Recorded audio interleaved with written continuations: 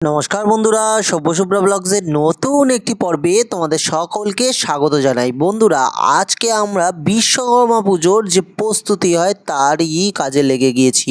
হ্যাঁ, প্রথমেই আমার গাড়িটি 1 বছর ধরে যেহেতু ধোয়া হয় না, আসলে আমরা যখন গাড়ি ধুই উপর থেকে ধুয়ে নিই, কিন্তু একেবারে ভিতরে ভিতরে চাকার ভিতরে বা নানান জায়গায় যেসব ময়লা লেগে থাকে সেগুলো কিন্তু ধোয়াই হয় না।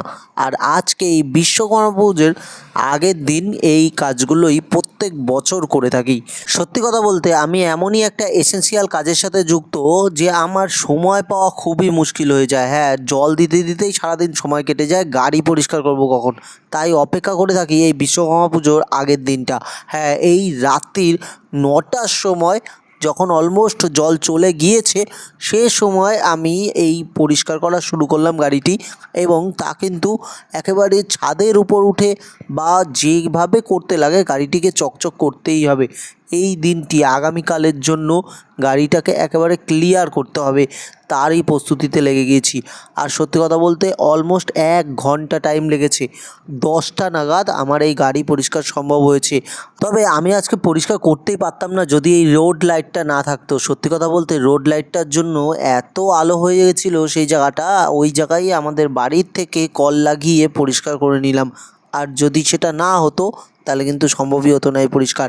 এদিকে সোনাও বেরিয়ে গেল, আর আমি কিন্তু পাইপটা গোটাতে থাকলাম, কারণ কাজের শেষে এই যে পরিষ্কার পরিচ্ছন্নতা এগুলো কিন্তু খুবই জরুরি।